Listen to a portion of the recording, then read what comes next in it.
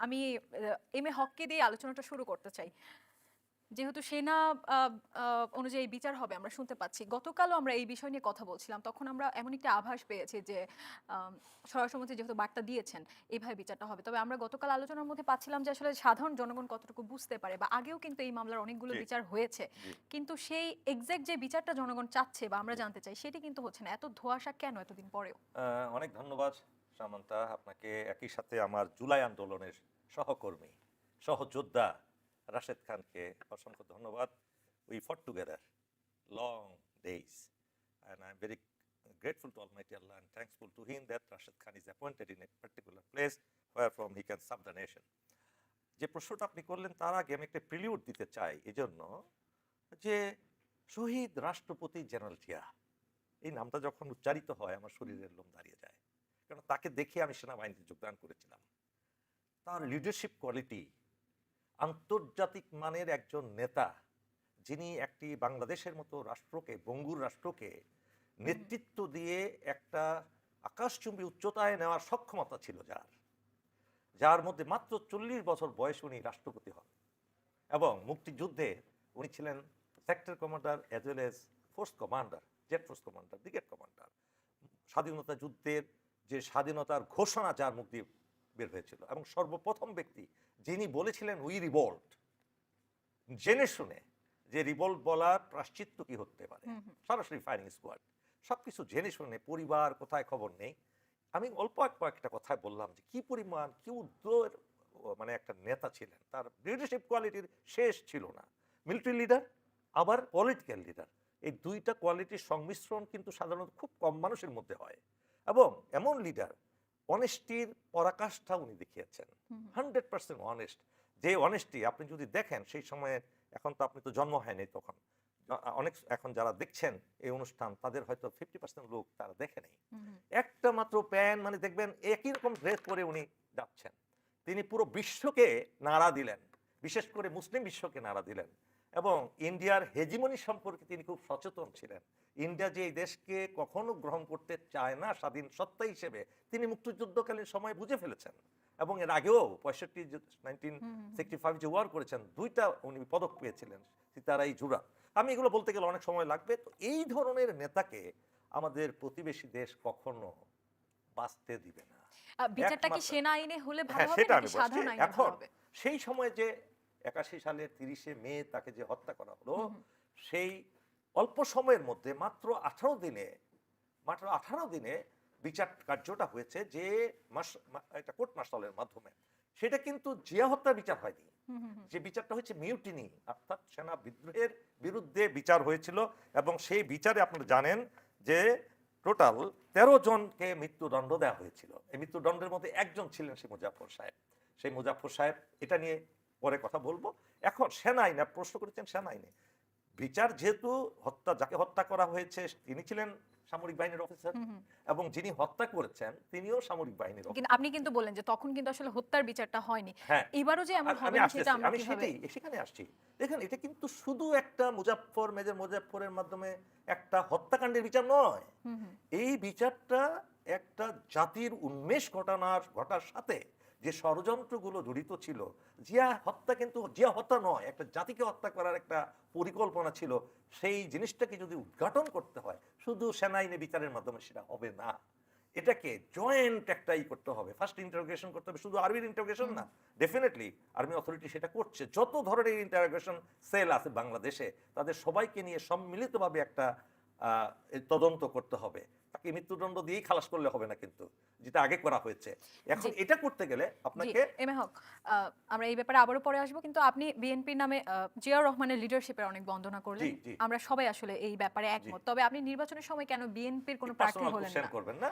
আপনি রাজনীতি তো দেখেন পার্সোনাল না, না। যদি পার্সোনাল কোশ্চেনে, এটা আপনি আগেও জবাব দিয়েছি, এখন আমরা আজকে যেই হুম, হুম, হুম, হুম। সাবজেক্ট নিয়ে আলোচনা করছি এই সাবজেক্টটাকে আজকে উন্মেষ করেন। এই সাবজেক্টের ভিতরে চলে গেলে অনেক কিছু বের হয়, বিকজ আমি জিয়াউর রহমানের উপর বই লিখেছি, জি, আমার জিয়াউর নিশ্চয়ই। রহমানের উপর পত্রিকা, আজকে পত্রিকায় তবে ই এটাই আছে। তো প্রার্থীটা আপনি বিএনপির দেখেন থাকতেন। কি কারণে করেছি সেটা করতে গেলে আপনারা আসলে 1 ঘন্টা সময় লাগবে আমাকে বলতে। রাশেদ খান জানে আমি কেন গিয়েছি, আমি তো আপনি জানি বুঝবেন না। না। একটু আপনি আমাকে বুঝবেন না, বলুন। সেটা বলতে গেলে অপ্রীতকর ঘটনা ঘটবে এখানে। ওকে। ওকে, থ্যাংক ইউ। ওকে, আমরা রাশেদ খানের কাছে যাই। আমরা হত্যার বিচার প্রক্রিয়া নিয়ে শুনবো, তবে আগে একটু রাশেদ খানের যেটাকে এম এ হক পার্সোনাল ব্যাপার বলেন, সচিব পদমর্যাদায় যে আপনি নিযুক্ত হয়েছেন, সেখানে আসলে কিভাবে গেলেন, বা আপনি ভীষণ তরুণ, আমরা তরুণদের উদ্দেশ্যে যদি একটু বলতেন যে সফলতার পেছনের গল্পটা আসলে কি। সবাইকে সালাম এবং শুভেচ্ছা। আপনাকে অসংখ্য ধন্যবাদ। দেখেন, আমাদের কর্নেল হক ভাই, তার সাথে আমার অনেক আগে থেকেই পরিচয় আছে। তিনি জুলাই গণঅভ্যুত্থানে আমাদের সাথে ছিলেন, আগেও শেখ হাসিনার জামানায় কথা বলেছেন। তবে আজকে খুব ভালো লাগলো যে প্রেসিডেন্ট জিয়াউর রহমান সম্পর্কে তিনি চমৎকার বক্তব্য উত্থাপন করলেন এবং তার উপরে তিনি বই লিখেছেন। দেখেন, তার একটি বক্তব্য আমার খুব ভালো লেগেছে, সেটি হলো যে প্রেসিডেন্ট জিয়াউর রহমানকে হত্যা মানে শুধু কোনো ব্যক্তিকে হত্যা নয়, পুরো জাতিকে হত্যা করার একটি চক্রান্ত ছিল। বাংলাদেশে যে পুনর্গঠনের রাজনীতি, রাষ্ট্রের সংস্কার, এটা শুরু করেছিলেন প্রেসিডেন্ট জিয়াউর রহমান। খাল খনন কর্মসূচি, এরপরে মানে কোনো জায়গা খালি না রাখা, চাষাবাদ করা, শ্রমিক দেশের বাইরে পাঠানো, গার্মেন্টস শিল্প। দেখেন বাংলাদেশে যে পরিবর্তন, এগুলোর মধ্য দিয়েই হয়েছে, তাই না? আর সেই পরিবর্তনের সূচনা কিন্তু শহীদ প্রেসিডেন্ট জিয়াউর রহমানের হাত ধরে। এরপরে আমাদের দেশনেত্রী, তিনিও অনেক সংগ্রাম করেছেন দেশটাকে সামনের দিকে এগিয়ে নিতে, কিন্তু তাকে বারবার আঘাত করা হয়েছে। তার শেষ জীবনে আমি বলবো যে কারাগারে থেকেই তাকে শহীদ হতে হয়েছে। তিনি হয়তো গণ অভ্যুত্থানের পরে তিনি মুক্তি পেয়েছিলেন, কিন্তু এই মুক্তিকে আমি আসলে ওই অর্থে মুক্তি বলতে পারি না, কারণ তিনি একজন সুস্থ মানুষ। তিনি পায়ে হেঁটে গিয়েছিলেন কারাগারে, পরবর্তীতে তিনি হুইল চেয়ারে ফিরে এসেছিলেন। তার যে নান্দনিক নেতৃত্ব, সেটাকে জেলের মধ্যে হত্যা করা হয়েছিল। নানান চক্রান্ত ষড়যন্ত্র ছিল, কারণ এই দুজনই ছিল আধিপত্যবাদ বিরোধী নেতা। এবং শহীদ প্রেসিডেন্ট জিয়াউর রহমান সম্পর্কে ভাই বললেন যে একজন আন্তর্জাতিক মানের নেতা। তিনি যথার্থই বলেছেন। ওই সময়কার বাস্তবতায় প্রেক্ষাপটে বিশেষ করে এই মুসলিম বিশ্ব, মানে যে দেশগুলো আসলে মুসলিম অধ্যুষিত, সেই দেশগুলোর মধ্যে একতার জন্য তিনি কাজ করছিলেন। এটা একটা বড় চক্রান্ত কিন্তু তার বিরুদ্ধে ছিল, যে তিনি কেন আমাদের মুসলিম বিশ্বকে একতাবদ্ধ করার জন্য কাজ করছিলেন। তো যাই হোক, আমার ভাই বললেন যে তার সম্পর্কে বলতে গেলে ঘন্টার পর ঘন্টা লাগবে। এটা আসলে বাস্তব। আমরা খুব অবাক হয়েছি, আমরা ছোটবেলা থেকে যে সময় বড় হয়েছি, আমরা শহীদ প্রেসিডেন্ট জিয়াউর রহমান সম্পর্কে খুব বেশি জেনে আমরা বড় হইনি। আমাদেরকে সবসময় মুজিববাদ সম্পর্কেই শেখানো হয়েছে। আমাদেরকে সবসময় যে শেখ মুজিবুর রহমান বাংলাদেশের গণতন্ত্রকে হত্যা করলো, বাকশাল কায়েম করলো, তাকেই মহান নেতা হিসেবে আমরা জেনে বড় হয়েছি। কিন্তু আসলেই প্রকৃতপক্ষে বাংলাদেশের মহান নেতা, স্বাধীনতার ঘোষক শহীদ প্রেসিডেন্ট জিয়াউর রহমান। দেখেন, এটা আন্তর্জাতিক বিশ্ব জানে যে স্বাধীনতার ঘোষককে, অথচ এই ঘোষক যে মানে স্বাধীনতার ঘোষণা শেখ মুজিবুর রহমান করেছে, সে ধরনের বয়ানও প্রতিষ্ঠা করা হয়েছিল। মানে যদি আপনি স্বাধীনতার ঘোষককে স্বীকার করে নেন, তাহলে আওয়ামী লীগের কোনো রাজনীতি থাকে না। ওই সময় আওয়ামী লীগের ম্যাক্সিমাম নেতারাই তারা ভারতে চলে গিয়েছিল, পালিয়ে গিয়েছিল, আমি বলবো না, আমি বলবো চলে গিয়েছিল। এবং তাদের অধিকাংশ নেতারাই আসলে ওই অর্থে বাংলাদেশে থেকে যুদ্ধে অংশগ্রহণ করে নাই। বাংলাদেশে প্রকৃতপক্ষে যুদ্ধ করেছে সেনাবাহিনী এবং পুলিশের সহ বিভিন্ন বাহিনীর যারা ছিল তারা। এর সাথে যুক্ত হয়েছিল কৃষক, শ্রমিক, তারা এদেশের ছাত্র সমাজ, যুব সমাজ, যারা এদেশের মেহনতি মানুষ তারা। কিন্তু পরবর্তীতে যেহেতু ওই সময় বড় দল হিসেবে আসলে আওয়ামী লীগ ছিল, যে কারণে শেখ মুজিবের মুক্তির পরে এমন একটা বয়ান সৃষ্টি করা হলো যে আওয়ামী লীগের নেতৃত্বে মুক্তিযুদ্ধ সংগঠিত হয়েছে। সেই সময় কিন্তু আওয়ামী লীগ দাবি করে নাই যে আমাদের নেতৃত্বে মহান মুক্তিযুদ্ধ। এমনকি আমি এতটুকু শুনেছি যে শেখ মুজিবুর রহমান যে সময় জীবিত ছিল, সে নিজেও এই দাবি করে নাই। তবে পরবর্তীতে আমাদের হয়তো উচিত জিয়াউর রহমানকে প্রতিষ্ঠিত করতে, যে শেখ মুজিবুর রহমানকে ডিমিন না করা। আমি শোনেন, ইতিহাসে তার অবদান আছে। তিনি আপনি ৭১ যেটা এর আগে বললেন যে আমি শেখ বলবো মুজিব নিজেও দাবি করেনি, জিয়াউর রহমান নিজেও কিন্তু মুজিবকে ডিমিন করেননি। আমি আসতেছি আপনার ব্যাখ্যায়। শোনেন, বাংলাদেশের ইতিহাসে অবশ্যই তার ভূমিকা আছে ৭১ পর্যন্ত। ৭১-এর সময় অনেকে বলে যে তিনি আসলে স্বেচ্ছায়, আওয়ামী লীগের নেতারাই বলে, ওই সময় অনেক বর্ষিয়ান নেতারা তাদের বইয়ে উল্লেখ করেছে, তাদের পরবর্তীতে তাদের পরিবারের সদস্যরা বই লিখেছে, সেখানে উল্লেখ করা হয়েছে যে তিনি আসলে স্বেচ্ছায় কারাবরণ করেছিলেন। আমি সেই বিতর্কে যেতে চাই না, আমি এতটুকু বলতে চাই, শেখ মুজিবুর রহমানের যতটুকু অবদান আছে আপনি স্বীকার করেন, কিন্তু পাশাপাশি তিনি যতটুকু অপরাধ করেছেন, বাকশাল কায়েম করে, জাসদের উপরে নিপীড়ন করে, হত্যাযজ্ঞ চালিয়ে, সেটাও কিন্তু আপনাকে বলতে হবে। ইতিহাস কখনো একপাক্ষিক হয় না। কিন্তু শহীদ প্রেসিডেন্ট জিয়াউর রহমানের কোনো বিতর্ক আপনি মানুষের সামনে উত্থাপন করতে পারবেন না। ওই সময়কার একটা মানে বলা যায় অসাল রাষ্ট্র ব্যবস্থাকে তিনি সচল করেছিলেন, জি। তিনি পরিবর্তন করছিলেন। তাকে পরিবর্তন আসলে যতটুকু তিনি স্বপ্ন দেখেছিলেন ততটুকু করতে দেওয়া হয়নি। হ্যাঁ, আমরা শেখ মুজিবুর রহমানের যতটুকু অবদান আছে স্বীকার করি, তবে আওয়ামী লীগের সময়ে শহীদ প্রেসিডেন্ট জিয়াউর রহমানকে এক প্রকার মিলিন করার চেষ্টা করা হয়েছিল, যেটা আপনি বললেন। আচ্ছা, যাই হোক, পরবর্তী আলোচনায় আসি। ভাইকে আপনি যে প্রশ্ন করেছিলেন যে আপনি কেন আসলে শহীদ প্রেসিডেন্ট জিয়াউর রহমানের প্রতি আপনার এত ভালোবাসা, আপনি তার উপরে বই লিখেছেন, পরবর্তীতে আপনি কেন আসলে জামাত ইসলামের হয়ে ভোট করলেন, তিনি ব্যক্তিগত বিষয় বললেন। পরবর্তীতে আমাকে বললেন যে আমি জানি, আসলে অ্যাকচুয়ালি আমি ওই অর্থ এরকম কিছু জানি না, বাট আমার কাছে আহ, এতটুকু উপলব্ধি বোধ হয়েছে তার বক্তব্য শুনে, আগেও হুম, শুনেছি যে তিনি আসলে আহ, জামাতের প্রার্থী হয়ে নির্বাচন করেছিলেন। আমার কাছে মনে হয় যে তিনি সেই জায়গা থেকে নিজেকে সরিয়ে নিয়ে বর্তমানে যে আসলে তিনি নিজেই বলেছেন যে তিনি জাতীয়তাবাদের আদর্শকে বিশ্বাস করেন, আমি এটাকেই আসলে ইতিবাচক হিসেবে দেখতে চাই। ওকে। মানে তিনি একজন সেনাবাহিনীর কর্মকর্তা ছিলেন, তিনি যেটাই করেছেন না কেন সেটা ভুল হোক বা তিনি স্বেচ্ছায় হোক বা বাধ্য হয়ে হোক, যেটা হোক না কেন, তিনি যে শহীদ প্রেসিডেন্ট জিয়াউর রহমান সম্পর্কে চমৎকার উত্থাপন করলেন, এটা অনেক গুরুত্বপূর্ণ। তবে আমার খুব দুঃখ লেগেছিল যে সময় জামাতের বর্তমান আমির, আমাদের অপোজিশন লিডার, তিনি চট্টগ্রামের একটি প্রোগ্রাম থেকে বলেছিলেন যে ওই সময় ওই রিভোল্ট সবার আগে বিদ্রোহ করেছিল, স্বাধীনতার ঘোষণা দিয়েছিল কর্নেল অলি সাহেব। অথচ কর্নেল অলি সাহেব নিজেও কিন্তু এই দাবি করে নাই। আমার রাইট, এই কথা বলেছিল না?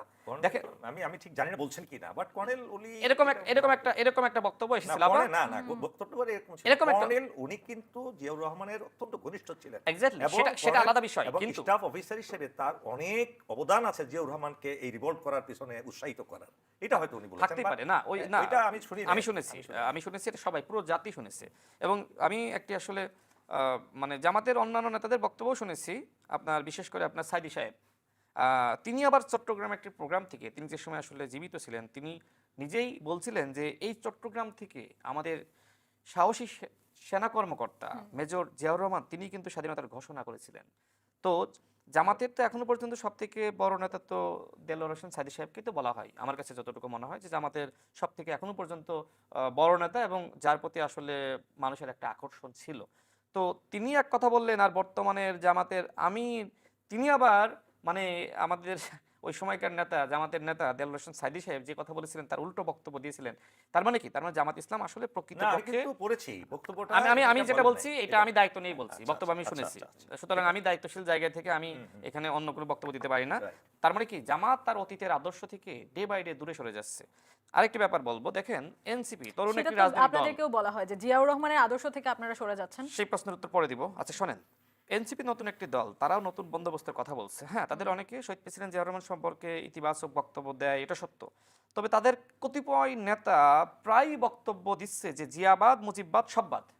তাহলে আপনি কি করতে চান? নতুন বন্দোবস্ত? আমরা তো দেখলাম যে এই নতুন বন্দোবস্তের যে রাজনীতি, মিথ্যার রাজনীতি, থানা থেকে চাঁদাবাজদেরকে ছাড়িয়ে আনার রাজনীতি, টেন্ডারবাজির রাজনীতি, চাঁদাবাজির রাজনীতি, তদবির বাণিজ্যের রাজনীতি, তবে তারা মনে হয় সেগুলোকে মানুষ একদলীয় কিন্তু শাসনের বর্জন করেছে। বিরুদ্ধে কথা বলছে, কিন্তু হ্যাঁ? একদলীয় যেন না হয়ে যায় সেটা হয়তো না না, বুঝিয়েছে একদলীয় কেন মুজিববাদ হবে? বা জিয়াবাদ দিয়ে। বিএনপি, শোনেন আমি আপনাকে বলি, দায়িত্ব নিয়ে বলছি, বিএনপির কাছে এই ধরনের প্রস্তাবনা অনেক দলের পক্ষ থেকে গিয়েছিল, যেহেতু জামাত ইসলাম তাদের ৭১ দায় আছে। হুম, সুতরাং ৭১ দায় আছে, এরকম কোনো দল বাংলাদেশে যাতে আসলে মানে অপোজিশনে না আসতে পারে, সেক্ষেত্রে বিএনপির ভিন্ন চিন্তা করার জন্য বলা হয়েছিল। কিন্তু বিএনপির পক্ষ থেকে স্পষ্ট বলা হয়েছিল যে আমরা কোনো গৃহপালিত বিরোধী দল বাংলাদেশে সৃষ্টি করব না, যদি করি তাহলে আওয়ামী লীগের মতন আমাদের পতন হবে। সুতরাং বিএনপি কখনোই গণতন্ত্র ক্ষতিগ্রস্ত হয় এরকম কোনো দিকে যাবে না, এরকম কোনো সিদ্ধান্ত নেবে না। ঠিক আছে।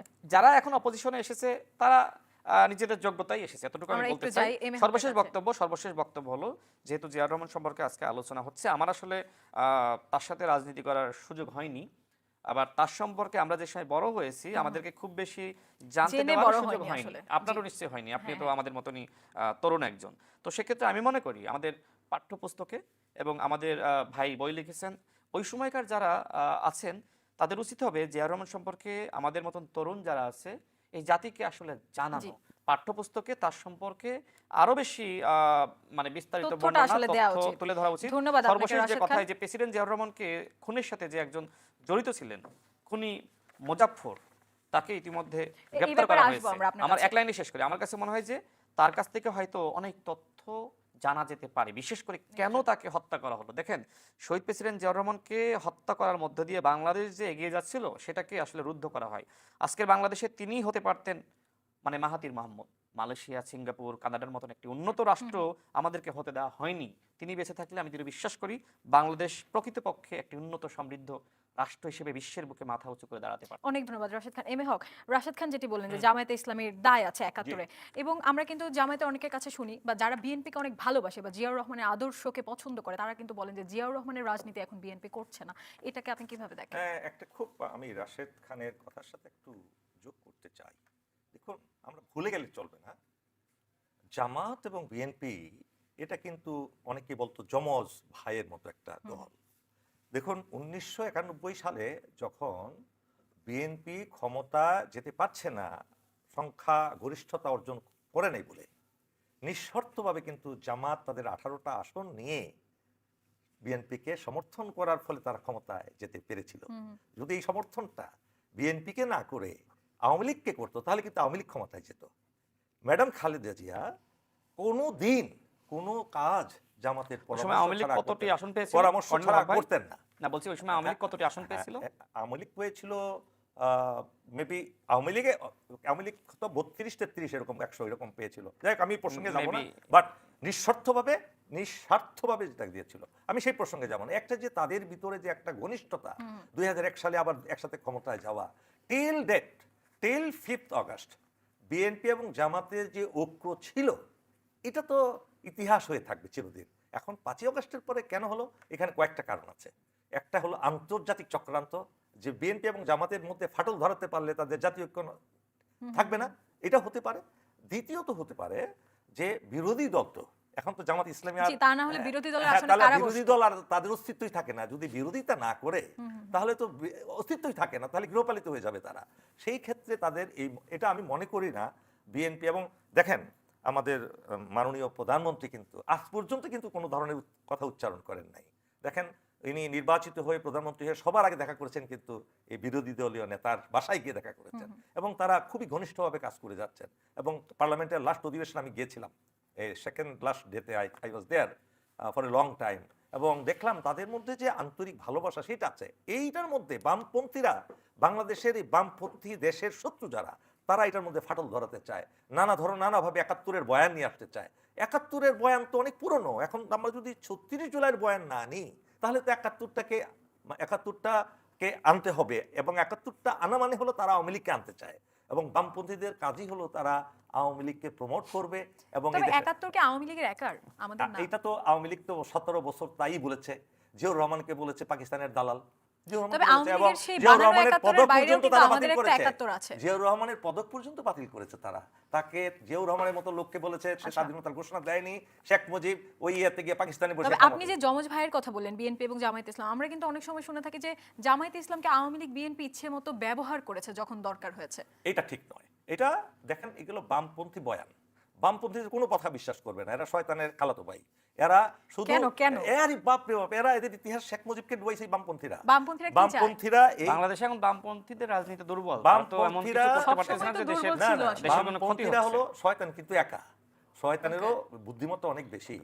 বিশ্বাস করেন, 71 সালের পরে দেশের যে ঘটনাগুলো ঘটিয়েছিল সব কিন্তু বামপন্থীরা ঘটিয়েছে। তবে এমএ হক, আমি যেটি জানতে চাই সেটা হচ্ছে 71-এ কিন্তু বামপন্থীদের অবদান ছিল, 36 জুলাই বামপন্থীদের অবস্থান ছিল এখন খুব কম। আচ্ছা, বামপন্থীরা চায়টা কি? ওরা তো ক্ষমতা আসতে চায়। ওরা চায়, ওদের সবচেয়ে বড় সমস্যা ওরা চরম ইসলাম বিরোধী। তাদের নিজেদের ধর্মের বিরোধিতা তারা করে, তারা ধর্মকে পছন্দ করে না। ধার্মিক ব্যাপারে আমরা না যাই, রাজনৈতিক আলাপে থাকি। অবশ্যই আপনি আদর্শ ছাড়া, ধর্ম ছাড়া তো আপনি জন্মের পরে আপনার নামই তো আপনি মুসলমান হিসেবে জন্মগ্রহণ করেছেন, আপনি ধর্ম ছাড়া তো মানুষের অস্তিত্বই থাকে না। আপনি না, তবে এই যে ধর্মকে ব্যবহার করে রাজনীতিতে আমরা না যাই, রাজনীতিটাকে আলাদা রাখি। ধর্মকে ব্যবহার করে রাজনীতি একটা জিনিস, আর ধর্ম অনুসরণ করে রাজনীতি করা একটা জিনিস। এই দুইটার মধ্যে আকাশ পাতাল তফাৎ। ধর্মকে ব্যবহার করে তারাই যারা ছদ্মাবরণে ধর্মকে ব্যবহার করে কিছু পেতে চায়। যেমন, এবং আমি কি বলবো, there are many parties in Bangladesh, অনেক দল আছে বোন, যেটা দেখবেন তারা এই ধর্মটাকে ব্যবহার করে কিছু সুবিধা পেতে চায় সরকারের কাছ থেকে, সুবিধা পেতে চায়। কিন্তু আর যারা রাজনীতির মধ্যে আছে তারা চায় রাসূল পাক সাল্লাল্লাহু আলাইহি সাল্লাম, মুহাম্মদুর রাসূলুল্লাহ সাল্লাল্লাহু আলাইহি ওয়াসাল্লাম যে জীবন বিধান আল্লাহর তরফ থেকে এনে মানব জাতির জন্য দিয়েছেন, it is a complete code of life. এই কোড অফ লাইফ হলো ইসলাম, মানুষের জি, সব অনেক কিছু- ধন্যবাদ আপনাকে M A Haque. Rashed Khan, BNP তো কিন্তু আসলে ধর্মকে অনুসরণ করে রাজনৈতিক দল তা না, ধর্ম সবার নিজেদের ব্যাপার, আমি যেটা বিশ্বাস করি, বা সবার বিশ্বাস আলাদা। তবে সেই জায়গায় আসলে যেহেতু একটি আদর্শগতভাবে ধর্মীয় দল আপনাদের বিরোধী দল, সেই জায়গা থেকে বামপন্থীরা আসলে কি চায়, বা বামপন্থীরা ধর্মের বিরুদ্ধে, এটা এভাবে বলা যায় কিনা? আচ্ছা, বিএনপি কোন জায়গায় আছে? প্রথমত বিএনপির উপরে বামপন্থীদের কোনো প্রভাব নাই। আর আমি ভাইকে প্রশ্ন করেছিলাম যে বাংলাদেশে আসলে বামপন্থী কারা। হ্যাঁ, একসময় যারা আসলে প্রগতিশীল বা বামপন্থী রাজনীতি করেছে বা সাম্রাজ্যবাদী রাজনীতি করেছে, তারা একসময় তাদের বেশ উর্বর অবস্থা থাকলেও এখন বেশ দুর্বল অবস্থায় আছে। এবং আমার কাছে মনে হয় যে অপোজিশন যারা রয়েছে তারা তো বামপন্থীদের দুই চোখ দিয়ে দেখতে পারে না। আর বিএনপি জাতীয়তাবাদের আদর্শকে ধারণ করে এবং বিএনপি ইসলামী মূল্যবোধকে ধারণ শ্রদ্ধা করে, করে। শ্রদ্ধা করে। এর পাশাপাশি অন্য ধর্মের মানুষ যারা রয়েছে রাশিদ, একটু interfere তাদেরকে করি। ইগনোর করে না। আমি একটু ইন্টারফেয়ার করি মাঝখানে। জি। জাতীয় সংসদ ভবনে যদি আপনি যান, রাশেদ খান অনেকবার গিয়েছেন, দেখবেন গেটের মধ্যে লেখা আছে ভিতরে, সর্বশক্তিমান আল্লাহ উপরে পূর্ণ আস্থা এবং বিশ্বাস। এটা কার করা জানেন? এই প্রয়াত আমাদের শহীদ রাষ্ট্রপতি জিয়াউর রহমানের কথা। আমি তো এই জন্য প্রিয় দর্শক, বললাম যে আমরা আপনাদের সাথে আছি চ্যানেলের সকল ডিজিটাল প্ল্যাটফর্মে, চ্যানেল ইউটিউব এবং ফেসবুক লাইভে আপনারা আমাদের সাথে যুক্ত হতে পারেন। আচ্ছা, রাশেদ খান। তো আমি যে কথা বলছিলাম যে এই জন্যই আমি বললাম যে বিএনপি ইসলামী মূল্যবোধের যে না, চেতনা আমাদের সেটি রাষ্ট্র বিএনপির ধর্ম মধ্যে যেহেতু রয়েছে। ইসলাম, সেটা তো না, থাকবেই সব জায়গায়। আমি যেটি বলছিলাম যে বিএনপি ইসলামী মূল্যবোধকে ধারণ করে, যে কথা আপনি বললেন যে সর্বশক্তিমান আল্লাহর উপর আস্থা এবং বিশ্বাস। তবে এর পাশাপাশি অন্য ধর্মের মানুষ, তাদেরকে আপনি জায়গা দিবেন না। দেখেন, যে কারণে বিএনপির আরেকটি স্লোগান আছে যে ধর্ম যার যার, আমাদের নিরাপত্তা পাওয়ার অধিকার সবার। এদেশের যারা হিন্দু, বৌদ্ধ, খ্রিস্টান, তাদেরকে আপনি নিরাপত্তা দিবেন না? হ্যাঁ, এদেশের অধিকাংশ মানুষ মুসলমান, আমাদের একটা সেন্টিমেন্ট আছে, সেটাকে তো বিএনপি ধারণ করে। এর পাশাপাশি এই সেন্টিমেন্টকে ধারণ করা মানে এই নয় যে অন্যের যে সেন্টিমেন্ট অন্য ধর্মের মানুষের, সেটাকে বিএনপি ইগনোর করে। বিএনপি সবাইকে ধারণ করে। বিএনপি এমন একটি আমব্রেলা যে ছাতার নিচে আসলে সবাই আশ্রয় পেতে পারে। কিন্তু জামাত ইসলাম কিন্তু এই আমব্রেলা না। জামাত ইসলামের যারা নেতৃবৃন্দ রয়েছে তারা এমন একটি বয়ান উৎপাদন করছে যে এদেশের হিন্দুরা এবং আওয়ামী লীগ বিএনপিকে ভোট দিয়েছে। মানে যারা আসলে আমাদের এদেশে যারা সনাতন ধর্মের রয়েছে বা হিন্দু সম্প্রদায়ের রয়েছে, তাদেরকে এইভাবে ট্যাগিং করা হচ্ছে। জামাত ইসলাম এই ট্যাগিংটা করতেছে। এই ট্যাগ খাওয়ার পরেও কেন আসলে জামাত ইসলামকে আমাদের সনাতন ধর্মের মানুষ ভোট দিবে বলেন আপনি? আপনি ট্যাগিং করতেছেন, তাই না? এক। দ্বিতীয়ত ভাই যে কথাগুলো বলে গেলেন যে আসলে বামপন্থীদের সম্পর্কে, দেখেন গণঅভ্যুত্থানে যারা বাংলাদেশে বামপন্থী রাজনীতি করে, আমি যাদেরকে চিনি, যাদেরকে আপনার প্রকাশ্যে দেখা যায়, তারা সবাই রাজপথে ছিল। এমনকি 2 আগস্ট দ্রোহযাত্রা, নিশ্চয় আপনার খেয়াল আছে, 24 সালের দ্রোহযাত্রা, সেই দ্রোহযাত্রা কিন্তু বামপন্থীরা তারা শুরু করেছিল, ঘোষণা করেছিল, এবং সেটাতে দেশের জনগণ যুক্ত হয়েছিল। এমনকি দেখেন ওই সময় যে ক্রান্তিকাল, ওই সময় কিন্তু মানে যারা আমাদের সমন্বয়ক, তারা কিন্তু প্রোগ্রাম ঘোষণা ওই দিন সম্ভবত যে প্রোগ্রাম করেছিল সেটা সাকসেসফুল হয়নি, যে কারণে ছাত্র জনতা সেই বামপন্থীদের মিছিলেই যুক্ত হয়েছিল। তার মানে কি? তার মানে এই গণঅভ্যুত্থানে ডানপন্থীদের ভূমিকা আছে, মধ্যপন্থীদের ভূমিকা আছে, বামপন্থীদের ভূমিকা আছে।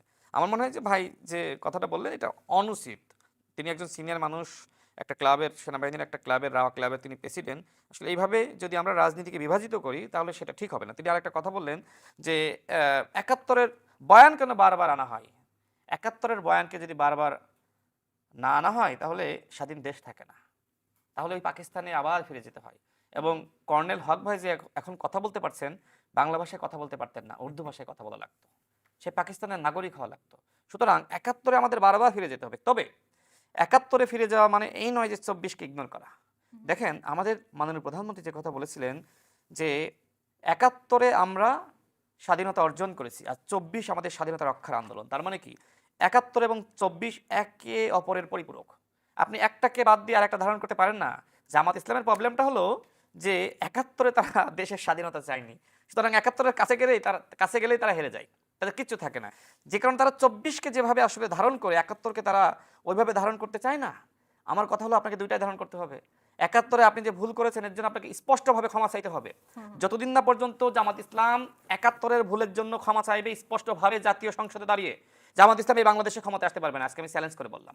সুতরাং জামাত ইসলামকে অবশ্যই 71-এর ভুলের জন্য ক্ষমা চাইতে হবে। আমি ধরে নিলাম যে আপনি অপরাধ করেছেন, তো আপনি এই অপরাধের জন্য আপনি কখনো অনুতপ্ত বোধ প্রকাশ করেছেন? জামাতের এমপিরা কি বলে, ওইটা আমাদের রাজনৈতিক সিদ্ধান্ত ছিল। এরপরে তাদের একজন এমপি দেখলাম, তিনি বলছেন যে ৭১ আমাদের মানে পাকিস্তান আমাদের ইমোশনের নাম। ওই সময়কার নেতৃবৃন্দের কাছে পাকিস্তান কি চেয়েছিল জামাত ইসলাম? মানে দেশটা ভাগ হোক, ভারত এবং পাকিস্তান, এটা চেয়েছিল? ওই সময় জামাত ইসলাম ব্রিটিশদের দালালি করেছে। এরপরে যে সময় আসলে আমরা স্বাধীনতার কথা বলছি, সেই সময় জামাত ইসলাম তারা কিন্তু ওই পাকিস্তানিদের দালালি করেছে। জামাত ইসলাম কিন্তু সবসময় ক্ষমতাসীনদের দালালি করেছে, এমনকি এই স্বাধীন বাংলাদেশে তারা এরশাদের দালালি করেছিল। তারা ৮৬ নির্বাচনে এরশাদের সাথে গিয়েছিল হাসিনার সাথে হাত মিলিয়ে, শুধুমাত্র গণতান্ত্রিক ব্যবস্থাকে ব্যাহত করার জন্য। এরপরে দেখেন, এরপরে যে ঘটনা ঘটলো, যে ফখরুদ্দিন মঈনুদ্দিনের জামানায়, আমি জানি না ভাই সেই সময় সেনাবাহিনীতে ছিলেন কিনা, রানিং ছিলেন সম্ভবত, নাকি অবসর, রানিং ছিলেন। দেখেন সেই সময় আরেকটি চক্রান্ত হলো যে দুই পরিবারের রাজনীতি ভ্যানিশ করে ফেলো। এখন যেমনি ভাবে বলছে না যে আওয়ামী লীগকে ওয়াশ করা হয়েছে, বিএনপিকে ওয়াশ করা হবে, মানে নাসিরউদ্দিন পাটোয়ারি এনসিপি নেতারা যে কথা বলতেছে, সেই ভ্যানিশ করার রাজনীতি কিন্তু ফখরুদ্দিন মঈনুদ্দিন একবার শুরু করেছিল। মানে আওয়ামী লীগ বিএনপি দুই পরিবারের রাজনীতি শেষ করো, নতুন বন্দোবস্তের রাজনীতি শুরু করো। কিন্তু আওয়ামী লীগের পতন হয়েছে তো গণহত্যা করেছিল যে কারণে, কিন্তু ওই সময়কার বাস্তবতায় মাইনাস করতে চাওয়াটাই আসলে অন্যায় হয়েছিল। যারা মাইনাস করতে চেয়েছিল তারাই মাইনাস হয়ে গেছে। সুতরাং এখন যদি কেউ বিএনপিকে মাইনাস করতে চায়, আমি এতটুকু বলবো সেই মাইনাস হয়ে যাবে। সর্বশেষ বলি, ভাই যে কথা বললেন যে এখন বিএনপি এবং জামাতের মধ্যে আসলে ফাটল ধরানোর একটা আন্তর্জাতিক চক্রান্ত চলছে, আমার কাছে দৃশ্যমান এরকম কিছু মনে হয়নি। বরং আমরা দেখেছি গণঅভ্যুত্থানের পরে সবার আগে বিএনপিকে নব্য ফেসিবাদ এক স্বৈরাচারকে হটিয়ে আর এক স্বৈরাচারকে ক্ষমতায় আনা যাবে না, বিএনপিকে চাঁদাবাজ, নানান ধরনের বক্তব্য দিয়েছে স্বয়ং জামাতের আমির। সুতরাং আন্তর্জাতিক ষড়যন্ত্র যদি শুরু হয় জামাত এবং বিএনপির মধ্যে ফাটল ধরানোর জন্য, সেই ষড়যন্ত্র শুরু করেছে জামাতের আমির। ওকে, আমরা একটু এম এ হকের কাছে যাই। উর্দুতে কথা বলতে হলে কি খুব ভালো হতো আজকে এখানে আচ্ছা সামান্তা, আচ্ছা আরেকটা উত্তর, আপনার কথার আরেকটা উত্তর দিয়ে যায় একটু, 30 সেকেন্ড একটা উত্তর, 30 সেকেন্ড একটা উত্তর দিই। দেখেন তিনি ৯১ নির্বাচনের কথা বলেছিলেন যে ওই সময় যদি জামাত ইসলাম যে 18টি আসন পেয়েছিল তারা যদি বিএনপিকে সমর্থন না দিত, সেক্ষেত্রে বিএনপি ক্ষমতায় আসতে পারতো না। ক্ষমতায় কি তাহলে আওয়ামী লীগ আসতে পারতো? বলেন। অবশ্যই পারতো, হ্যাঁ? যদি জামাত সমর্থন করতো আরো অন্যান্য দলগুলো নিয়ে ক্ষমতা গ্রহণ জামাতের করতে কি পারতো। ওই সময় আওয়ামী লীগের সাথে যাওয়ার মতো কখনো পরিবেশ ছিল? জামাত কোনো কালেই আওয়ামী লীগের সাথে ছিল না। না, নেভার। এই যে আপনি বললেন যে পার্লামেন্টে তো যদি চ্যালেঞ্জ দিয়েছে, পরিবেশ ছিল না তো? আচ্ছা পরিবেশ ছিল না বলে পার্লামেন্টে বিএনপিকে বাধ্য হয়ে সমর্থন আচ্ছা, দিয়েছে। আজকে আমার সবচেয়ে প্রশ্নগুলোর দুঃখজনক উত্তর হলো এমনকি আমার স্নেহের- জাতীয় পার্টির সাথে যাওয়ার সুযোগ ছিল না। সুতরাং আমি- জামাত ইসলাম বাধ্য হয়ে আমি বিএনপিকে সমর্থন আমি দিয়েছিল। আমি আমার স্নেহের রাশেদ খানকে বিব্রত করতে চাই না এবং তার প্রশ্নের কোনো উত্তর আমি দিতে চাই না, না। এটা বিব্রত করারই আচ্ছা, শো না, ভাই। আমি বলি এখন রাশেদ খান হয়তো রাজনৈতিক কারণে যেহেতু একটা দলে একটা অবস্থানে আছেন, ওই দলকে খুশি করার জন্য তাকে অনেক কিছু বলতে হবে। না, না, আমি খুশি অনেক করার কিছু কোনো বলতে কথা হবে বলি এবং নাই। আমি যা বলেছি অপ্রাসঙ্গিকভাবে বাস্তবিক। আজকে জিয়াউর রহমানের আলোচনায় আমরা যে ধারায় অগ্রসর হচ্ছিলাম সেই ধারাটাকে একটু বিনষ্ট হয়ে গেল মাঝখানে। দেখুন আমি সেই জায়গায় ফিরে আসি, এই যে আজকে রাশেদ খান এবং আমি এক হতে পারছি না, এটা সফলতা কার? আজকে বিএনপি এবং জামাত যদি অনৈক্যের সৃষ্টি হয়, লাভটা কার হবে? আজকে বিএনপি ক্ষমতায় আসীন হয়েছে, ক্ষমতায় আসীন হয়ে তারা ক্ষমতায় আসার আগে বলেছে জুলাই সনদের পক্ষে গণভোটে হা ভোট দেওয়ার জন্য বলেছে কিনা, এই জন্য গণভোট হয়েছে এবং এই আস্থা রেখে তারা ক্ষমতায় আসার পর গতকাল কিন্তু যমুনায় মহাসচিব বলেছেন যে জুলাই আদেশের সবকিছু অক্ষরে আচ্ছা, অক্ষরে শোনেন, পালন হবে। শোনো, তাহলে যদি তার কথাই সঠিক হয়, তাহলে তারা কেন শপথ গ্রহণ করলেন না? জুলাই সনদের উপর শপথ গ্রহণ করলেন না সংস্কার কেন? করছেন না কিন্তু এবং সংশোধনে গেছেন। সংস্কার করছেন না কেন? এবং কেন 133টা অধ্যাদেশ জারি করেছিলেন ডক্টর ইউনূস? ডক্টর ইউনূস কিন্তু কোনো দলীয় লোক ছিলেন না। 133টার মধ্যে 99 অধ্যাদেশই বিএনপি বাতিল করে দিয়েছে। বিচার বিভাগকে স্বাধীনতা যে স্বাধীনভাবে স্বাধীন সূচি বলা ছিল সেটাকে তারা বন্ধ করে দিয়েছে। দলীয় লোকদেরকে বিভিন্ন জায়গায় বসানো হচ্ছে, বিশেষ করে ইউনিভার্সিটি বলেন, বাংলাদেশ ব্যাংক বলেন, সর্বত্র দলীয়। এটা তো আসলে সবার জন্য বাংলাদেশ হলো না এবং তারা সেই জুলাই সনদের সাথে বারবার বলতেছে আমরা ভোট পাওয়ার জন্য সেটা করেছিলাম, ভোট হওয়ার জন্য সেটা করেছিলাম, আমরা এটা মানি না, কৌশল অবলম্বন করেছেন। আজকে চিন্তা করেন, ব্রিটেনে 10 বছরে 7 জন প্রধানমন্ত্রী পরিবর্তন হয়েছে ছোটখাটো ভুল ত্রুটির জন্য। তাদেরকে কয়েকদিন কেয়ার স্টামারকেও চেঞ্জ করা হলো, নিজের দলের লোকেরা তাকে পরিবর্তন করেছে। তবে আপনি যে আন্তঃসম্পর্কের কথা বলছেন সেটি আসলে যদি আপনাদের এবং বিএনপির যদি আমি আদর্শগত ফার্স্টে বলে জায়গায়, নেই, আমি কিন্তু রাশেদের মতো বিএনপি যেমন সে প্রতিনিধিত্ব করে একটা অ্যাপয়েন্টমেন্ট, আমি কিন্তু জামায়াতে ইসলাম এবং বিএনপির আদর্শগত নীতিগত জায়গায় যদি বিরোধ থাকে তাহলে তারা কিভাবে একসাথে দেখেন, নিতে এটা থাকবে? ছোটখাটো আপন ভাইদের মধ্যেও থাকে, বিরোধ থাকে, বাট আমি বিশ্বাস করি বাংলাদেশের ইনক্লুসিভ রাজনীতি যদি বিএনপি জামাতের মধ্যে না হয়, এই বেনিফিটটা ইন্ডিয়া তবে পাবে। আপনি যে ইনক্লুসিভ বা অন্তর্ভুক্তির কথা উল্লেখ করলেন, অন্যান্য ধর্মাবলম্বীরা বা অন্যান্য বিশ্বাসের Absolutely. মানুষের জামাতের কাছে সেফ কিনা? এই একমাত্র ইসলাম নিরাপত্তা দেয় সকল ধর্মের মানুষকে। ইসলাম এমন একটি আদর্শ, যে আদর্শের মাধ্যমে আপনি বলা হয় যে তোমরা যারা ইসলামকে অনুসরণ করো অন্য ধর্মাবলম্বীদেরকে গালি দিতে পারবে না, এবং তাদের নিরাপত্তা হলো তোমাদের নিরাপত্তার আগে। Islam is a complete code of life. এই ইসলামটা কার? কোনো মানুষের সৃষ্ট ধর্ম নয়, এটা কোনো ব্যক্তির ধর্ম নয়, এটা স্বয়ং যিনি আপনাকে সৃষ্টি করেছেন, রাশেদকে সৃষ্টি করেছে, আমাকে সৃষ্টি করেছে, পৃথিবী বিশ্ব ব্রহ্মাণ্ড সৃষ্টি করেছে, সে আল্লাহ রাব্বুল আলামিনের যে রাজনীতি, সেটা এখন জামায়াত ইসলামকে আল্লাহ তাআলা যে রাজনীতি দিয়েছেন সেটি অনুসরণ করছে না, নিজের মতো ধর্ম বানিয়ে নিচ্ছে? অ্যাবসলিউটলি। তারা কোরআন এবং হাদিসের বাইরে এক বিন্দু তারা নড়তে পারবে না। যদি নড়ে, এই দল টিকবে না, এই দল টিকবে না। এবং দেখুন, এই দলটি মানুষের নানাভাবে, বিশেষ করে এই ধর্মবিরোধী যারা, তারা নানা উপব্যাখ্যা দিয়ে এই দলটাকে বিভ্রান্ত করার, মানুষের কাছে বিভ্রান্ত করার চেষ্টা করছে। ইসলাম এমন একটা, আজকে দেখেন ইসলামের জামাত ইসলামের নারী নেত্রীরা পার্লামেন্টে কি ভূমিকা রাখছে দেখেন। একজন হিন্দুকে কি করেছে তারা? নমিনেশন দিয়েছে। আজকে কোন জায়গায় কখন বলেছে জামাতকে, বিএনপিকে হিন্দুরা ভোট দিয়েছে, আওয়ামী লীগ হিন্দু? এটা কখনো বলা হয় না। তৈরি করা বয়ান, আমার টক শোতেই বলেছে। তৈরি করা বয়ান, এগুলা তৈরি করা বয়ান। এবং যদি এই রকমের কথা কেউ বলে থাকে, অর্বাচীনের মতো অনেক ধন্যবাদ। না, আমাকে আরেকটু সময় দিতে হবে। দেখুন, আমরা শেষ সংক্ষেপে করি একটু সংক্ষেপে। আমাকে কিন্তু যথার্থ সময় দেননি আপনি। জিয়াউর রহমানের যে আদর্শ রেখে গেছেন, আমি বারবার বলি, জনাব তারেক রহমানের সাথে পরিচয় আজকে নতুন না। আমি কিন্তু 25 জন সামরিক অফিসার সহ একসাথে আমরা জয়েন করেছিলাম এমন এক সময়ে যখন বিএনপির রাজনীতিবিদরা টাকা দিয়ে জেলখানায় গেছে। বিএনপির রাজনীতিবিদরা কোথায় কোথায় অসুস্থ হয়ে পড়তেন, রাস্তাঘাটে পড়ে যেতেন। সেই সময়ে আমরা সামরিক বাহিনীর 25 জন অফিসার, সেই ভয়ঙ্কর সময়ে জীবনের রিস্ক নিয়ে, ফ্যামিলির রিস্ক নিয়ে আমরা বিএনপিতে জয়েন করেছিলাম। কেন জানেন? দেশকে যাতে রাহুমুক্ত করা যায় এবং বিএনপিকে শক্তিশালী করার জন্য, বিএনপি যাতে এই দুর্বল অবস্থা থেকে একটু শক্তিশালী অবস্থা। থাকলেন না কেন? এই যে থাকলেন না, সেটা যদি বলতে চান, আমরা সবকিছু দিয়ে দিব আর আমাদেরকে অ্যাকোমোডেট করা হবে না, এটা তো হয় না। এটা তো হয় না, এইটা তো অ্যাকোমোডেটই করে নাই। একজন সিনিয়র মোস্ট নেতা বলছেন একদিন আমাকে যে আপনারা কিসের মিলিটারির লোকরা কোনো রাজনীতি বুঝেন না, আপনারা কেন রাজনীতি করতে? তার মানে আপনি কষ্ট পেয়ে বিএনপি ছেড়েছেন? অবশ্যই ভীষণ কষ্ট পেয়েছি। সেটা বললে রাশেদও বিব্রত হবে। আজকে গতকাল প্রধানমন্ত্রী রাশেদ সহ এরকম 99 জন লোককে নিয়ে মিটিং করেছে, তারা কন্ট্রিবিউশন করেছে বিএনপির জন্য। What about military officer? Can you show me a single military officer is rehabilitated by BNP? Anybody? কাউকেই না। অথচ জিয়াউর রহমানের পলিসি ছিল ভিন্ন। তিনি কিন্তু মিলিটারিকে, এটা তো মনে রাখতে হবে, বিএনপি মানে হলো মিলিটারির একটা দল, এটা সবাই ভাবতো, তাই না? ভাবতো। এবং জিয়াউর রহমান সব সময় এই একটা সাংবিধানিক ভাবে কিন্তু তিনি সব সময় মিলিটারিকে আপহোল্ড করতেন, সব সময়। কেননা মিলিটারি অফিসার সৎ হয় এবং তিনি বিভিন্ন জায়গায় তাদেরকে বসিয়ে দিয়েছেন। আজকে দেখেন একটা লোককে বিএনপি বসিয়েছে কোথাও। আমরা এখনো বলি, আমাদেরকে কিছু না দিলেও আমরা জিয়াউর রহমানের আদর্শ থেকে অনেক কিছু শিখেছি। ম্যাডাম খালেদা জিয়ার আদর্শ থেকে অনেক কিছু শিখেছি।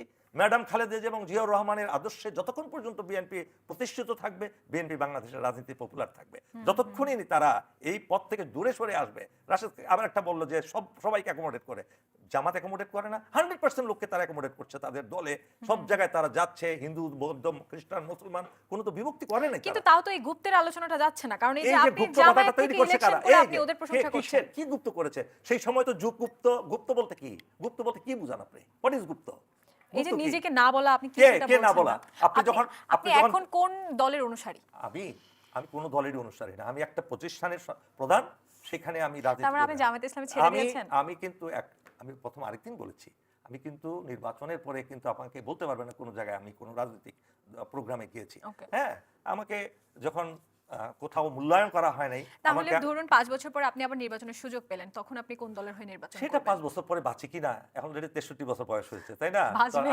আর বাংলাদেশে নির্বাচন করব কিভাবে, যেখানে কালো টাকার মালিকেরা হাজার হাজার কোটি টাকা তারা খরচ করে নির্বাচনে, অবৈধ টাকা। এবং আপনি যদি কয়েকজন প্রার্থী আছে বাংলাদেশে, শতাধিক প্রার্থী আছে, তাদের বাসা যদি এখনো চেক করেন, ট্রাঙ্ক ভরা শুধু 1000 টাকার বান্ডেল পাবেন। তারা নির্বাচনের সময় কারো পোস্টার লাগাতে দেয় না, অন্য ধরনের পোস্টার লাগাতে দেয় না, ব্যানার তো লাগানো দূরের কথা, মিটিং করতে দেয় না, মিছিল করতে দেয় না, লোকজনকে শাসায়, তোরা যদি তার গায়ে ভোট দেস, তার জায়গায় যাস, তোদেরকে মেরে ফেলবো। এই ভয়ঙ্কর অবস্থাতে কখনো কি ভালো মানুষ নির্বাচিত হতে পারে? পারে না। তবে নির্বাচনের নীতি ভঙ্গ করলে তো সেটার জন্য বিচার না, আছে। নির্বাচনের ভীতি এটা কি ইলেকশন কমিশন কি এরকম একটা দৈত্য যে এই সমস্ত কিছুতেই নবজোদিত হবে? ওকে, আপনি অনেক ভয়ঙ্কর ধন্যবাদ পরিস্থিতির সৃষ্টি করেছিল। অনেক ধন্যবাদ। আমরা রাশেদ খানের কাছে যাই। আহ, আমরা একটু ছোট্ট করে শুনতে চাই প্রথমে। কালকে বলা হয়েছে, মহাসচিব বলেছেন যে জুলাই সনদ অক্ষরে অক্ষরে পালন হবে। তো অক্ষরে অক্ষরে পালন হলে সেখানে সংস্কার করলেই হয়, সংশোধনের দিকে যাওয়ার কি দরকার? দেখেন, আমাদের সংগ্রামী মহাসচিব এবং আমাদের বিএনপির মাননীয় চেয়ারম্যান, বাংলাদেশের মাননীয় প্রধানমন্ত্রী, তিনি কিন্তু বারবারই স্পষ্ট করছেন যে আমরা স্বাক্ষরিত জুলাই জাতীয় সনদের পুরোটাই বাস্তবায়ন করব।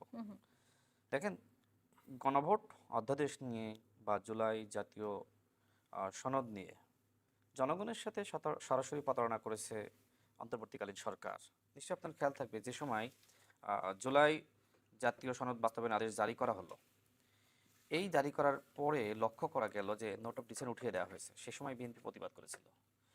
নিশ্চয়ই খেয়াল থাকবে যে ওই সময় জামাত ইসলাম বলেছিল যে নির্বাচন সংস্কারের আগে তারা নাকি স্বাক্ষর করবে না জুলাই জাতীয় সনদে। তারপরেও তারা মানে পিআরের আগে, পিআরের দাবি না মানা হলে স্বাক্ষর করবে না, তারপরে স্বাক্ষর করেছিল। এনসিপি স্বাক্ষর করে নাই। এরপরে যেটি হলো যে আপনার গণভোট অধ্যাদেশ জারি করা হলে 4টা প্রশ্ন 1টা উত্তর, বিএনপি প্রতিবাদ জানিয়েছিল। তার মানে বিএনপি আগেও যে কথাগুলো বলেছে এখনো বিএনপি একই কথা বলছে। বিএনপি বারবার বলছে, আমাদের যারা বিএনপির দায়িত্বশীল নেতৃবৃন্দ বারবার বলছে, এরপরেও জামাত ইসলাম বারবার কিন্তু বিএনপি সম্পর্কে মিথ্যাচার করছে। এর কারণটা হলো এই মুহূর্তে আসলে জামাত ইসলাম এবং এনসিপির কোনো রাজনীতি নাই। সুতরাং ইস্যু তো বানাইতে হবে। সেই ইস্যু বানানোর জন্য তারা জুলাই জাতীয় সনদ এবং এই গণভোট নিয়ে আসলে জাতির সাথে প্রতারণা করছে। ভাই একটা কথা বললেন যে 133টি অধ্যাদেশের মধ্যে 99টি অধ্যাদেশ বাতিল করা হয়েছে। তিনি আসলে এই তথ্য কই থেকে পাইলেন? আমি দেখেন, পেয়েছি, পত্রিকায় দেখেছি, না ইয়েতে পত্রিকায় তো দেখেছি। এবং দেখেন, Rashed, you have to also remember, জি। রাশেদ, ইয়েতে বিএনপিতে জয়েন করার আগে কিন্তু you had a party. Yeah You had a party. ইয়া সেই পার্টির আদর্শে একদিন you had been, then you have joined BNP, তাই না? তাই নয় কি? জি। তো সুতরাং আমরা যাতে এইভাবে না, বিভক্তি আপনার মূল সৃষ্টি না করি, বক্তব্য কি? এটা প্রত্যেকেরই না, নিজস্ব আমি- একটা স্বাধীনতা, স্বকীয়তা না, থাকবে আপনার এবং কথাগুলো আমি একটা নোট করেছি। দলকে মেলাইন করার জন্য, না, আমি নোট করেছি তো, এজন্য আমি একটা একটু শেষ করি দলকে তাহলে। মেলাইন করার জন্য যা কিছু বলার, না, এটা আপনি বলা তো- প্রয়োজন আপনি নাই। শোনেন, আপনাকে একটা বলি, দলকে আপনি মেলাইন তো- করার দরকার আপনি নেই। তো জামাত এটা ইসলাম কিন্তু এখন আমরা করেন না। পার্লামেন্ট বসে সুতরাং এখন যদি আমি তাদের সমালোচনা করি বা আপনি যে কথাগুলো বললেন সমালোচনা করি, আপনার তো আপত্তি থাকার কথা। আমার কোনো আপত্তি আমি একটু থাকার- শেষ করি তাহলে। but- শোনেন, সেখানে আপনার বিএনপি অধিকাংশ অধ্যাদেশ তারা কিন্তু পাশ করিয়েছে এবং সেখানে বিএনপি যে ভিন্নমত ছিল সম্ভবত 4টি অধ্যাদেশের ব্যাপারে বিএনপি বলেছে যে আবার পর্যালোচনা করা হবে। এর সাথে আরও কতগুলো আছে, সব মিলিয়ে অধিকাংশ অধ্যাদেশ বিএনপি কিন্তু পাশ করিয়েছে। অল্প কিছু অধ্যাদেশ বিএনপি বলেছে যে আমরা এটা পর্যালোচনা করব। আচ্ছা, দলীয় নিয়োগের কথা বললেন। দেখেন, ওই সময় অন্তর্বর্তীকালীন সরকারের সময় ভিসি নিয়োগ, ডিসি নিয়োগ, এসপি নিয়োগ, ওসি নিয়োগ, সমস্ত নিয়োগ মোটামুটি জামাত ইসলাম থেকে করা হয়েছিল। প্রশাসনকে জামাতিকরণ করা হয়েছিল। আচ্ছা, তারা বললেন, ভাই বললেন যে আসলে আমরা বলেছি যে ভোট পাওয়ার জন্য আমরা আসলে গণভোটে হা দিতে বলেছি। না, এটা তো ইয়ে বলেছেন, নিজে বলেছেন, কে? স্বরাষ্ট্রমন্ত্রী নিজে বলেছেন, পার্লামেন্টে বলেছেন। স্বরাষ্ট্রমন্ত্রীর বক্তব্য যদি আমি বিশ্লেষণ করি, পার্লামেন্টে শোনেন, বলেছেন তিনি বলেছেন যে ওই সময় আমাদের অনেক বিষয়ে ভিন্নমত ছিল। এর পাশাপাশি আমাদের অনেক বিষয়ে ভিন্নমত থাকলেও কিছু কিছু ব্যাপারে আমরা কিন্তু একমতে এসেছিলাম, যেটা আসলে আমাদের আদর্শের সাথে, আমাদের কর্মসূচি, আমাদের নীতির সাথে যায় না। তার মানে কি? তার মানে স্বরাষ্ট্রমন্ত্রী সেখানে এই কথা বলেছে, কিন্তু যারা আসলে অপোজিশনের জায়গায় রয়েছে তারা এই কথাগুলো আসলে মিথ্যাচার করছে। আচ্ছা, এই যে আপনি যে কথা বললেন যে আমরা ভোট পাওয়ার জন্য আমরা আসলে এই কথা বলেছিলাম, এইটা কোনো পলিটিশিয়ান বলতে পারে? এটা স্বরাষ্ট্রমন্ত্রী একটা তিনি review- না, বলতে না, পারেন। এভাবে বলেছে যে নির্বাচন যেন পিছিয়ে না যায়, নির্বাচন যেন হয়। তিনি বলেছেন যে তাহলে কি, হ্যাঁ, যদি তাও হয় নির্বাচন তাহলে- যাতে পিছিয়ে না যায়, যে কারণে আমরা অনেক বিষয়ে একমত না থাকলেও আমরা কিন্তু একমত রাজি হয়েছি। হয়েছিলাম। না, জি। রাজি হয়ে যাওয়া না। এই যে দেখেন, আপনার প্রধানমন্ত্রী সর্বোচ্চ 10 বছর ক্ষমতায় থাকতে পারবে, এই ব্যাপারে বিএনপি একমত হয়নি, বিএনপি তো রাজি ছিল না। ঠিক এই বিষয়গুলো তিনি বলেছিলেন। দেখেন, তবে আমরা আমাদের শেষ করি। অপোজিশনে, শেষ করি, এক আমরা- মিনিটে শেষ করব, আমাদের অপোজিশনে যারা আছে তারা আসলে বারবার মিথ্যাচার করছে। এটা অত্যন্ত দুঃখজনক। দেখেন, তিনি বললেন যে জামাত কোরআন এবং হাদিসের বাইরে গিয়ে টিকতে পারবে না। জামাতকে এই মুহূর্তে কোরআন এবং হাদিসের মধ্যে আছে? অবশ্যই আছে, কিভাবে আছে? 100%। কিভাবে আছে? 100%। আচ্ছা, তারা থাকলে কোরআন ভালো। হাদিসের বাইরে কোনো আচ্ছা, কাজ ঠিক করে আছে, না। করে না? আচ্ছা, আমি একটু বলি, শোনেন আপনি। দেখেন, জামাতের এমপি আব্দুল্লাহ মোহাম্মদ তাহের, তিনি বিদেশিদের সাথে বৈঠক করে বলেছিলেন আমরা কোরআনের আইন চাই, আমরা শরিয়া আইন চাই, ক্ষমতায় গেলে আমরা শরিয়া আইন কায়েম করবো। আমরা কোথায় বলেছি? বলেছিল না, বিবিসির সাক্ষাৎকারে বলেছিল না, আন্তর্জাতিক মিডিয়া সাক্ষাৎকারে তিনি এই কথা বলেছিলেন, আপনিও শুনেছেন। হয়তো আপনি এখন বলবেন যে আপনি শোনেন নাই, যাই হোক তিনি এই কথা বলেছিলেন। এখনো পর্যন্ত আব্দুল্লাহ মাহমুদ তাহের তিনি কি বলেছেন যে আসলে আমরা কোরআনের আইন চাই। দেখেন, জামাতের একটা অংশ সংসদে দাঁড়িয়ে বলছে আমরা কোরআনের আইন চাই, আর একটা অংশ বিদেশিদের সাথে বৈঠক করে তারা বলছে আমরা কোরআনের আইন চাই না। স্বয়ং জামাতের আমির নিজে বিদেশিদের সাথে বৈঠক করেছিল, এরপরে বিদেশিরা প্রেস ব্রিফিং করে বলেছে, তার সাথে মিটিং করে বের হয়ে এসে যে জামাতের আমির আমাদেরকে কথা দিয়েছে তারা ক্ষমতায় গেলে তারা শরিয়া আইন বাস্তবায়ন করবে না। তার মানে কি, জামাত ইসলাম আর তাদের যে অঙ্গ সংগঠন শিবির, তারা এই মুহূর্তে কোরআন এবং হাদিসের মধ্যে নাই। যদি থাকতো তাহলে দেখেন সর্বশেষ সাতক্ষীরায় একজন জামাতের এমপি, একমাত্র মুক্তিযোদ্ধা, জি তার যে ভিডিও ভাইরাল হয়েছে, মাত্র আপনার সম্ভবত 20 বছর মেয়েটির বয়স নাকি 17 বছর সম্ভবত দেখেছি 18 আমি বছর, 18 বছরের একজন মানে বালিকা, আমার কাছে মনে হয় বয়স নিয়েও হয়তো মত পার্থক্য থাকতে পারে, খুবই ছোট একজন মেয়ে মনে হয়েছে, তার সাথে যে ধরনের অপকর্ম করেছে চাকরির একজন, সুপারিশের কথা বলে। এক্স্যাক্টলি একজন বয়স্ক মানুষ। দেখেন ওই সময় যে ভিডিও ধারণ করা হয়েছে সেখানে স্পষ্ট দেখা যাচ্ছে যে জামাতের ওই এমপি বলছে যে আমি শুধুমাত্র একবারই তাকে নিয়ে এসেছি এবং হ্যাঁ আমি অপরাধ করেছি, আমি তবে ক্ষমা চাই। প্রাইভেসি এরকম- ব্রিচিংটা করাও কিন্তু ঠিক সেটা না। সেটা পরে বলবো। এখন এই যে জামাতের একমাত্র মুক্তিযোদ্ধার অবস্থা দেখেন, তার মানে মুক্তিযোদ্ধারা জামাতে গেলে এরকম হয়ে যায়, মানে কি রকম হয়ে যায় আমি নামটা বললাম না। তো জামাতে আজকাল এই ধরনের লম্পটদের দেখা যাচ্ছে। জি, শিবিরের আমরা- একজন নেতা পরকিয়া করে গুম হয়ে গেছিল, private ধর্ষণ একটা আলোচনা ধর্ষণের আমরা না মামলা করি, হয়েছিল রাশেদ খান। না। এইগুলো শোনেন, এইগুলো যে ভাই বললো যে না, জামাত মেয়েটি এবং যদি প্রাপ্তবয়স্ক হয়ে থাকে সেটি কিন্তু আমাদের কথা বলার বিষয় নয়। সেই ভিডিওই দেখা রাশেদ, যাচ্ছে সেখানে। রাশেদ, আমি একটু যদি শেষ করে দিই, প্যান্ডোরার বক্স খুলে দিব আমি একটু শেষ করি, আমি একটু শেষ করি। ওই সময় তো পাবো না আর আচ্ছা, বলার। সময় তো আপনি তো বলেছেন, তো আপনি বলেছেন সেগুলোর উত্তর দিচ্ছি আমি। তো যেখানে জামাত ইসলাম এবং তাদের যারা নেতৃবৃন্দ রয়েছে তারা নিজেরাই বলছে যে আমরা ক্ষমতায় গেলে শরিয়া আইন বাস্তবায়ন করবো না, সেখানে কর্নেল হক ভাই তিনি জামাতের হয়ে নির্বাচন করলেও তিনি বলছেন আমি এই মুহূর্তে কোনো দলে নাই, তার মানে তিনি জামাত ছেড়ে দিয়েছেন। জামাতে তিনি যোগদান করে সম্ভবত নির্বাচন করেছিলেন। আমার প্রশ্ন হলো তিনি জামাত ছেড়ে দেওয়ার পরেও তিনি আমি এই ছেড়ে দায়িত্ব, ছেড়ে দিয়েছি এটা বলেছি। আচ্ছা তো আপনি আমি এখন বলছি কোনো নাই সেটা- রাজনীতি করছি না এই মুহূর্তে। এই জন্য ওইটাই না, তাহলে তো না, ওইটা ওই রাশেদ, কথাই হয়। একজনকে মেলাইন করার আমি- জন্য ডোন্ট সে এনিথিং। মেলাইন আমি একটু শেষ মেলাইন করি। মেলাইন না আচ্ছা, করাই উত্তম। রাশেদ, আচ্ছা, রাশেদ, ঠিক আছে, maybe ঠিক- today you are in the appointment, tomorrow you may not be in that position. So to আপনি- make আপনার happy কথাগুলো আমার something, note no, আছে। অনেক অনেক রাশেদ you খান, have আমরা given enough পজিশন নিয়ে শেষ answer. করে কথা বলি। দিই আপনি অফিস করেছেন তো আজকে? আমি শেষ করি আমার- আপনি আপনাকে শুরুতে যে প্রশ্ন করেছি সেটির উত্তর দেন। আচ্ছা উত্তর দিব। এখন কথা হলো আমার সে শেষ তো কথা মেলাইন হলো, করার জন্য ব্যস্ত। আমার শেষ লাইনটা হলো কর্নেল হক ভাই যে কথা বললেন যে করেন না ব্রিগেডিয়ার ব্রিগেডিয়ার না, আপনি তো প্রমোশন পেয়েছেন, আপনাকে শুভকামনা জানাই। আপনিও তো এই বিএনপি সরকারের আমলে কিন্তু আপনি সরি promotion মাই ডিয়ার, পেয়েছেন। এটা বিএনপি দেয় নাই, এটা আমার সেনাবাহিনী ওকে, দিয়েছে। আমরা একটু শেষ ঠিক করি। আছে, সেনাবাহিনী দিয়েছে, আপনাকে শেষ করতে দেন, জি, জি। কারণ কর্নেল হক ভাই কয়েকবার ইন্টারাপ্ট করার কারণে শেষ করতে পারি নাই। জামাত ইসলাম এবং শিবির এই মুহূর্তে কোরআন এবং শরিয়া আইনের কোনো রাজনীতি করছে না, তারা Okay. পথভ্রষ্ট হয়েছে। তারা এখন মানে বড় দল হতে গিয়ে নতুন নতুন দেখছি কেউ পরকীয়ায় যুক্ত হচ্ছে, কেউ ধর্ষণ করছে, কেউ নাবালিকার সাথে অপকর্ম করতে গিয়ে হোটেলে ধরা গেছে। এইগুলো বর্তমানে জামাতের নেতৃবৃন্দর মোটামুটি চরিত্র। যে আপনার আপনার প্রথম দিনের কাজের আচ্ছা। অভিজ্ঞতা এবং আপনার এই সফলতার পেছনের গল্প জানতে চাচ্ছি। আচ্ছা, আমি আজকে চেয়েছিলাম না আসলে মানে কর্নেল হক ভাই যেহেতু তাকে আমি শ্রদ্ধা করি, তার সাথে কোনো সমালোচনামূলক আসলে করা যায় না, বয়সগত একটা ব্যাপার, তিনি শ্রদ্ধায় মানুষ। তারপরেও তিনি এমন এমন কথা বলেছেন যে উত্তর না দিলে আসলে নয়, যে আমি কারণে একটা উত্তরগুলো কথাও কিন্তু বিএনপির বিরুদ্ধে বলি নাই। বিএনপির বিরুদ্ধে বলেন না, কিন্তু জামাত রাশেদ, সম্পর্কে তো ইতিবাচক সময় বলেছেন। রাশেদ খান, একদম আপনি একটু তুমি উত্তর দেন। জোর আচ্ছা। করে গায়ে পড়ে কিন্তু কথা বলেছো, না, এটা ঠিক আপনি না। যেগুলো বলেছেন এটা সেগুলো। ঠিক না, আচ্ছা, রাশেদ। শেষ কথা হলো তুমি শোনেন, আমি popularity আজকে অর্জন করতে চাও, আমার এটা দিয়ে এটা ঠিক না তোমার। 19 এটা তারিখে ঠিক না, রাশেদ। না 19 তারিখে আমার আগামীকাল কিন্তু প্রজ্ঞাপন জারি এই- হয়েছে। আগামীকাল মাননীয় প্রধানমন্ত্রী তিনি সকল রাজনৈতিক দল মানে যারা যুগপৎ আন্দোলন ছিল তাদের নিয়ে তিনি একটি অনুষ্ঠান করেছিলেন। তিনি একটা কথা বলেছেন এই অনুষ্ঠান নিয়ে যে সেখানে সেনাবাহিনীর কোনো গতকাল। কর্মকর্তাকে, হ্যাঁ, সেইখানে এইটাই যে একটা ভুল তথ্য দিচ্ছ। আমি কিন্তু বলি নাই যে সেনাবাহিনীর কোনো কর্মকর্তাকে রাখা হয় নাই, এটা বলি নাই। আপনি বলেছেন যে কি 91 জন সবাইকে নেতাদের তারা তিনি meeting করেছে। রাজনীতিকদেরকে ই করেছে, প্যাট্রোনাইজ করেছে, যেমন তোমাকে নিয়েছে আর অন্যদেরকে নিয়েছে, বিভিন্নভাবে সুযোগ সুবিধা দিচ্ছে। আমি বলছি মিলিটারি লোকদেরকে যারা একটা আপনি বলেছেন তো ওইখানেও দাওয়াত করা হয়নি। বিপদের সময়ে তখন কিন্তু রাশেদ বিএনপিতে জয়েন করেনি, কিন্তু ওই সময় না, না। বিপদের সময় কিন্তু রাশেদ ছিল না বিএনপিতে। ভাই, যখন আপনি- যখন আপনি যখন বারবার এই যে খুব আমাকে বলছেন কঠিন BNP তে সময় join করে ছিল নাই। রাশেদ, আমি তখন কোথায় ছিলাম? আমরা শোনেন 2022 সাল থেকে 2022 আমি শেষ করি। হ্যাঁ, শোনেন, শেষ তো না, আপনি- করার আপনি তো শেষ উচিত। করতে দিতেছেন না, বারবার কিন্তু আপনি বাধাগ্রস্ত করতেছেন। আচ্ছা, শোনেন, ঠিক আছে, আপনি বলো। বিএনপিতে যোগদান করেছিলেন, হয়তো বিএনপি আপনার দৃষ্টিতে মূল্যায়ন করে নাই, এইজন্য আপনি জামাতে যোগদান না, করেছেন। না, এই এটা স্বাধীনতা আপনার এইভাবে আছে। বলি নাই কিন্তু, আমি শেষ রাশেদ। করি। আচ্ছা, শেষ করে আপনি আবার কালকে ব্যাখ্যা কি আরেকটা বলবা দিন। সময় তুমি? দিবে আপনাকে। আচ্ছা শোনেন, এখন যিনি স্পিকার, আমাদের মাননীয় স্পিকার, তিনি কিন্তু আপনাদেরই একজন কর্মকর্তা ছিলেন জি। এবং আমাদের আলতাফ হোসেন হুম চৌধুরী সাহেব, এরকম অনেকেই আছে, খুঁজলে অনেকেই পাওয়া এরা তো যাবে। বর্ণ রাজনীতিবিদ, আপনি যদি রাজনীতিবিদ হিসাবে গেছে, শোনেন, সেনাবাহিনীর অফিসার আপনি হিসাবে যদি না। একটু লেগে থাকতেন, পরিশ্রম করতেন, আই থিঙ্ক আমার ওই তো দরকার বিএনপি নাই। আপনাকে মূল্যায়ন করতো। কিন্তু আমার আপনি দরকার যোগদানের পরে আপনাদের কোনো কর্মসূচি দৃশ্যমান হয়নি। সর্বশেষ আমার সম্পর্কে যে প্রশ্ন করলেন, শোনেন, আমি আজকে ফাইনালি জয়েন করেছি, ইনশাল্লাহ আগামীকাল থেকে অফিস করব।